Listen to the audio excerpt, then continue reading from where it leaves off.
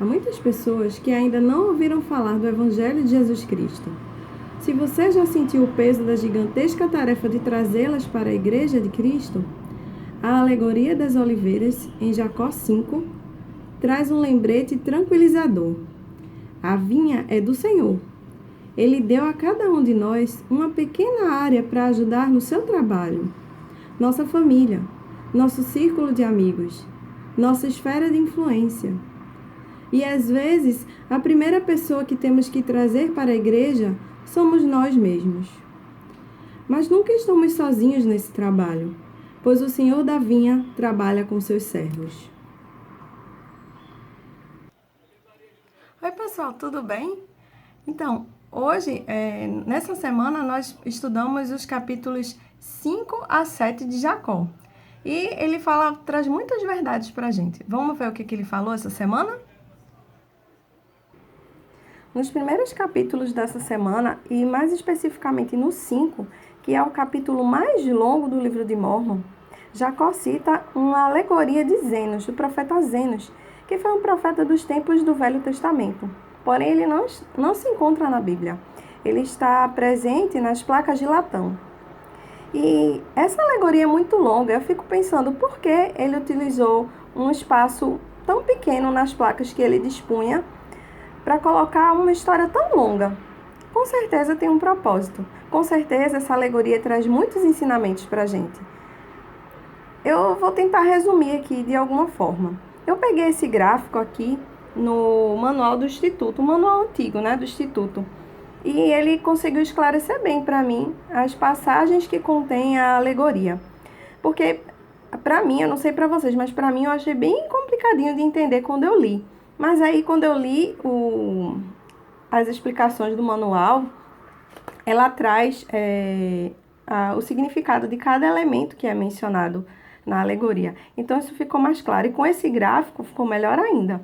Então, vamos lá.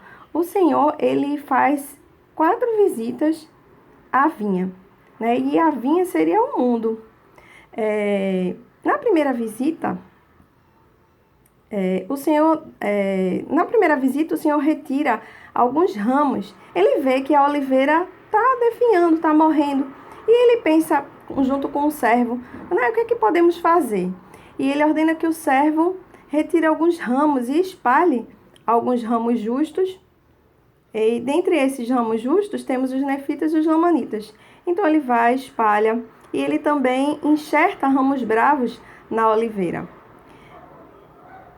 Um tempo depois, tem a segunda visita. E na segunda visita, é o tempo de Cristo aqui na terra. A velha árvore seria Israel, e ela produz bons frutos. E os ramos espalhados produzem frutos bons e maus. E aí a gente vê o exemplo dos nefitas e lamanitas mais uma vez. Na terceira visita, é no tempo da grande apostasia. O Senhor viu que os frutos eram ruins, tanto da árvore original como dos ramos espalhados. Ambos haviam se corrompido. Na quarta visita, o Senhor mais uma vez não desiste da sua oliveira. Essa quarta visita retrata o tempo da coligação que estamos vivendo atualmente e futuramente o milênio. Os ramos espalhados são enxertados de volta à árvore original e os ramos da árvore natural também são enxertados nos ramos espalhados. E todas as árvores são reunidas.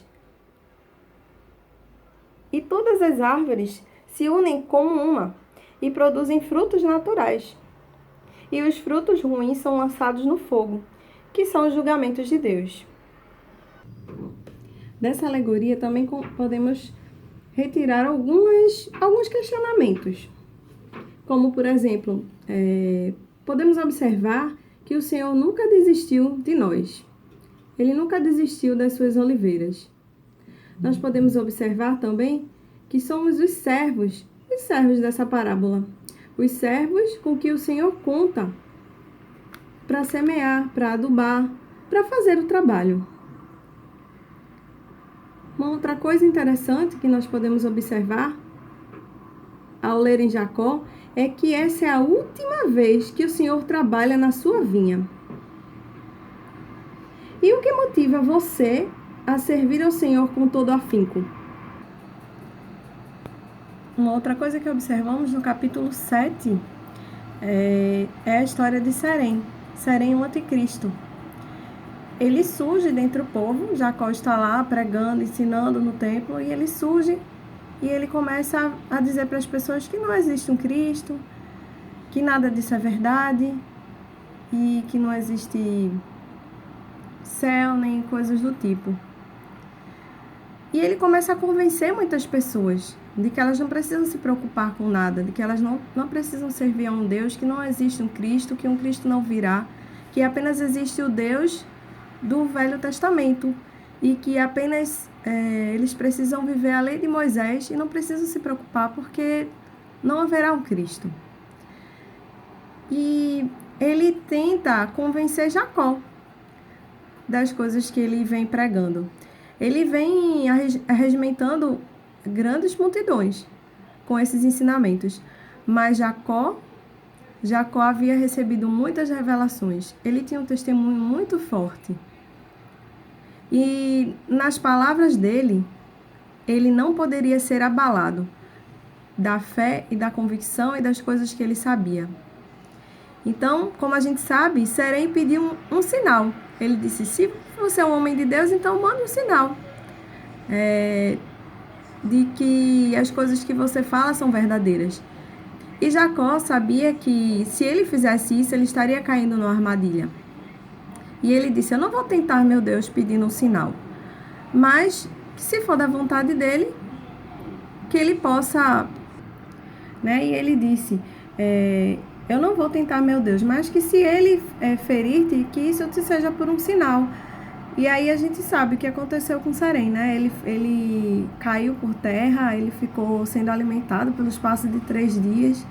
E quando ele viu que ia baixar a sepultura, ele mandou reunir as pessoas, aquelas mesmas pessoas para as quais ele havia falado mentiras, e ele confessou para elas que nada do que ele havia pregado era verdade, que sim, havia um Cristo e que ele estava muito preocupado com relação à situação dele perante Deus. Né? E uma coisa interessante é que Jacó, quando falou a Serém, ele disse, mas eis que o Senhor Deus me derramou na alma o seu espírito, de maneira que eu confundi em todas as suas palavras. Então, sempre que a gente agir em nome de Cristo, sempre que a gente, em nossas ações, em nossas palavras, em nosso dia a dia, a gente deve sempre buscar o Espírito Santo, para que ele possa nos guiar e nos conduzir.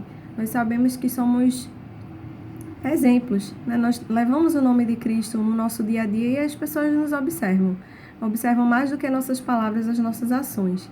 Nós precisamos nos esforçar para ter sempre a companhia do Espírito conosco, para que nós possamos sempre servir de exemplo e para que nós possamos sempre ter as atitudes e as palavras corretas na hora certa. E foi isso que aconteceu com Jacó. E aí o tempo passou e Jacó envelheceu, e quando ele estava já prestes a baixar a sepultura, ele fez um comentário que eu achei bem interessante e eu queria compartilhar com vocês. Foi aqui já no finalzinho, em Jacó 7, 26. Ele diz assim: e aconteceu que comecei a envelhecer.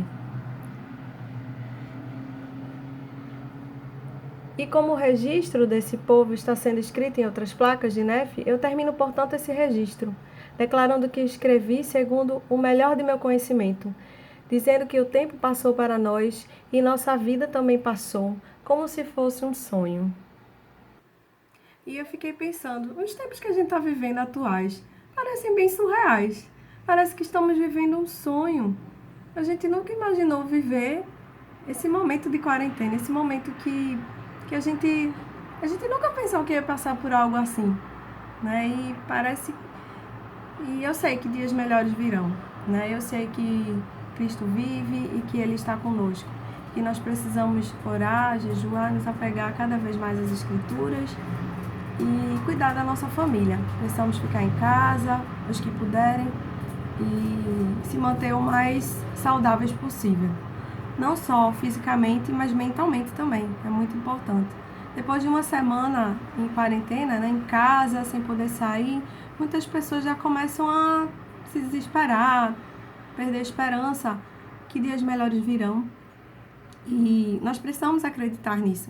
Precisamos acreditar que não importa se a gente vai ter que passar mais uma semana, ou mais um mês, ou 2. As pessoas no repórter falam numa previsão de uns 3 meses para tudo se normalizar. Mas quando tudo isso tiver passado, nós vamos pensar que vivemos um sonho, que passou. E dias melhores virão sempre. E dificuldades também virão sempre. Mas o Senhor está do nosso lado. Ele vai nos guiar, nos abençoar. Nós precisamos apenas fazer a nossa parte. Nos manter seguros, cuidar de nossa família. Sei que Cristo vive, que Ele está ao nosso lado. Sei que essas coisas que Jacó nos ensinou são verdadeiras, assim como o livro de Mórmon. Eu deixo essa mini aula para vocês. Em nome de Jesus Cristo. Amém. Um beijo a todos.